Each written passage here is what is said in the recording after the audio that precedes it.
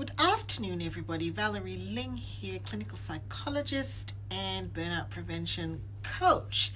I'm giving you an opportunity to view the authentic headspace of what it is to do life the skateboard way. I had a conversation with my very able assistant, Kathy, and I was sharing a little bit about some challenges that I'm facing at the moment. And she said, I wonder who it was that said to me that when you fall off the skateboard, you just have to hop back on and just normalize it. So I'm sharing with you a little bit of what I'm doing differently today. Shock horror, I have discovered that some of my physical health markers are probably not where I want them to be. And I'm trying to actually figure out how that came to be because psychologically and emotionally, I've been keeping tabs amidst all the various changes that I've had, moving house, moving community, moving churches. We moved office to make sure that I was still psychologically and emotionally not burning out. But I think one resource that I not necessarily neglected, but probably left it a little too late, or not too late, but a little too delayed to tap into, is the resource of my physical resources. And if you don't know what I mean by resources, I take a resourcing approach to burnout prevention, which means that you keep an eye on all your tanks to evaluate how they're doing. And one of the tanks that slipped my attention was my physical resource. I thought I was doing fine. However, having had some empirical data come back now, I need to do some work.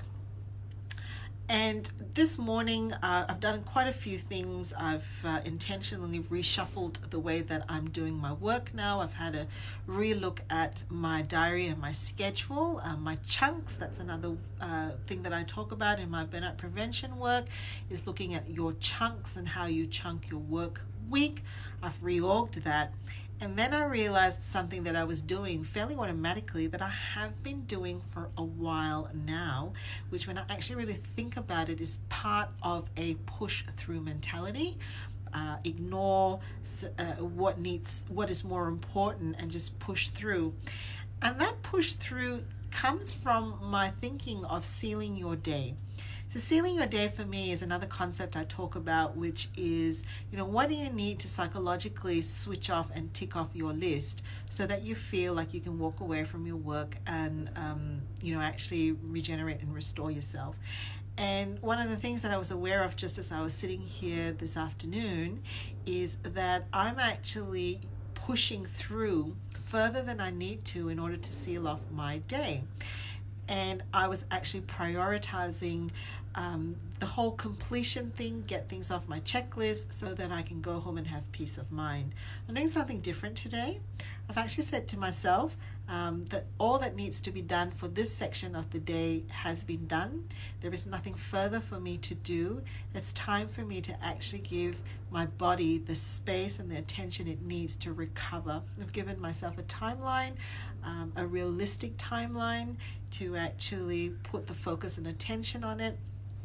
And I'm going to do something different today. I'm not going to finish the things that are on my to-do list because they are mounting in the context of expansion and change. I'm actually going to walk away and respect and honor my body and its cues and go home, have a decent lunch, and head to the gym, and then just accept that this is my capacity at this point in time, and trust and believe on the other side of this that I will actually be far more resourced and my capacity will again expand once I do this. Do you ever feel like this? Are you in the middle of this yourself? Have your physical resources dropped off a little bit? Would love to hear from you. See you later.